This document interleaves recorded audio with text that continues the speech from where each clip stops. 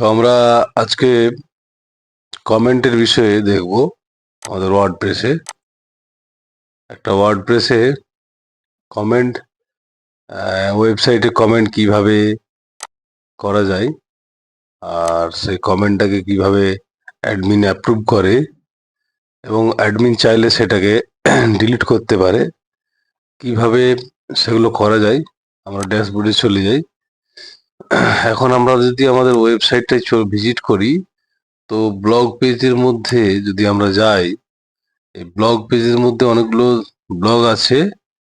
তো তার মধ্যে আমরা যদি কোনো একটাতে ক্লিক করি, এখানে এসে যদি আমরা দেখি যে এখানে একটা কমেন্টের অপশন আছে। এখন আমি এই ওয়েবসাইটটাতে অ্যাডমিন হিসেবে লগ ইন আছি। তো অ্যাডমিনের ভিউটা এই টাইপের দেখায়। আর যদি একজন নিউ ইউজার হিসেবে আমরা দেখি, তাহলে সেক্ষেত্রে আমরা ভিউটা কিভাবে দেখব? দুটোর মধ্যে পার্থক্য কোথায়? না, অ্যাডমিন শুধুমাত্র কমেন্ট করবে, আর নিউ ইউজারের ক্ষেত্রে নাম, ইমেল অ্যাড্রেস, ওয়েবসাইটটা অপশনাল হিসেবে থাকে। তো এইভাবে থাকে। এখন এখানে যদি আমি একটা কমেন্ট করি,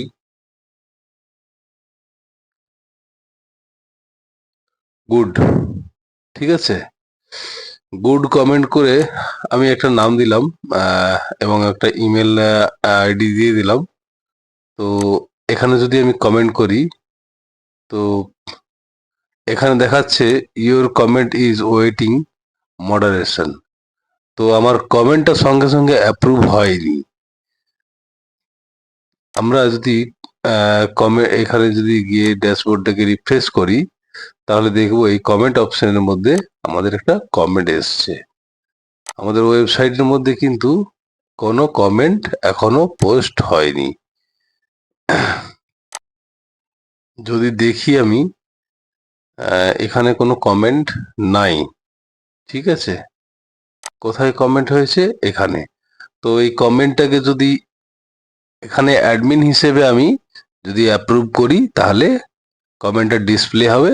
নয়তো যদি আমি এই কমেন্টটাকে এডিট করতে চাই, কুইক গুড ওয়ান করে দিলাম। তো তারপরে যদি আপডেট করি, দেখা যাবে আমি যে কমেন্টটা ইউজার হিসেবে করা হয়েছিল, সেখানে গুড ওয়ান হবে। আমি এটাকে যদি অ্যাপ্রুভ করে দিই, অ্যাপ্রুভ করে দিলে কি হবে দেখা যাক। অ্যাপ্রুভ করে দেওয়ার পরে যদি আমি পেজটাকে রিফ্রেশ করি, হ্যাঁ, পেজটাকে রিফ্রেশ করে, আচ্ছা এটা কি কমেন্ট ছিল, এটাকে একটু কেটে দিই।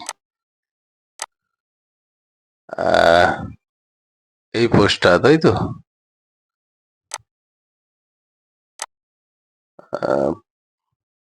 এই পোস্টের মধ্যে কমেন্টটা ছিল। তো দেখবো আমাদের এখানে এটা অ্যাপ্রুভ হয়ে গেছে।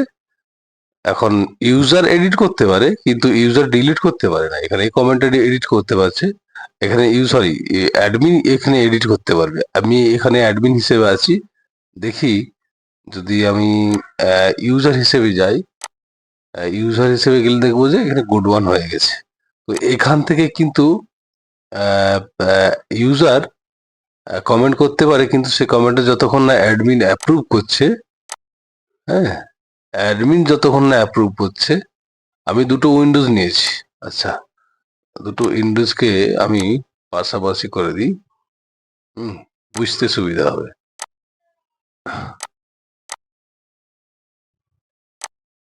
ব্যাস।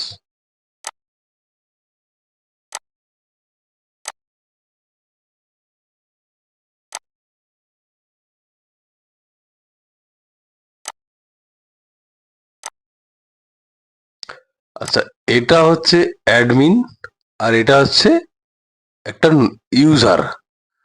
তো এখানে অ্যাডমিন যদি কমেন্ট করে, যে যে কমেন্টে করবে না কেন, সঙ্গে সঙ্গে ওটা অ্যাপ্রুভ হয়ে যাবে। কিন্তু ইউজারের জন্য, এখানে ইউজারের জন্য কিন্তু অ্যাডমিনের পারমিশন লাগবে। একটা একটা ইউজার যদি কোনো কমেন্ট করে, সেটা কিন্তু রিভিউতে চলে যায়। আমি যদি এখানে অ্যাডমিন হিসেবে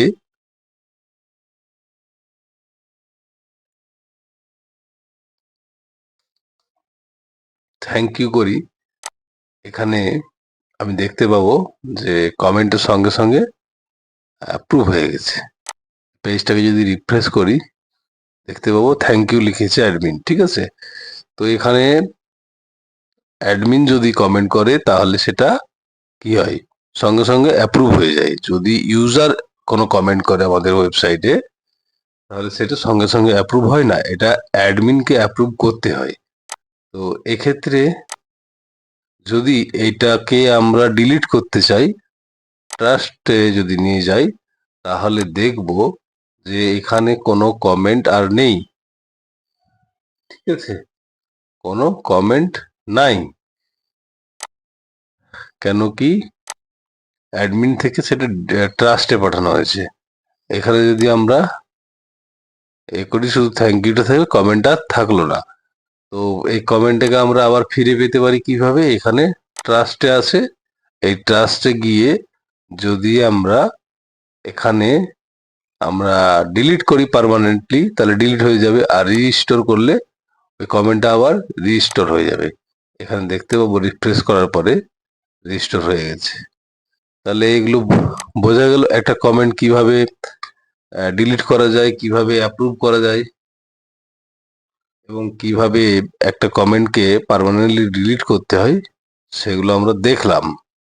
তো ওকে বন্ধুরা, যদি ভিডিওটি ভালো লাগে তাহলে একটা লাইক করে বেল বাটনে ক্লিক করে এবং যদি চ্যানেলটি সাবস্ক্রাইব না করেন তাহলে চ্যানেলটাকে সাবস্ক্রাইব করে দেবেন। নেক্সট টাইমে আমি আরো ভালো ভালো ভিডিও নিয়ে আসবো ওয়েবসাইট বানানোর, বিভিন্ন রকম ওয়েবসাইট কিভাবে বানাই সেগুলো নিয়ে। আগে এই বেসিক টপিকগুলোকে আমি কভার করে নিই, তারপরে এখন হয়তো একটু বোরিং লাগবে বেসিক জিনিসগুলো দেখতে, কিন্তু এই বেসিক জিনিসগুলো জানলে তবেই আপনারা ওয়েবসাইট বানানোর ইজি হবে ওয়েবসাইট বানানোটা। ওকে, ধন্যবাদ, ভালো থাকবেন।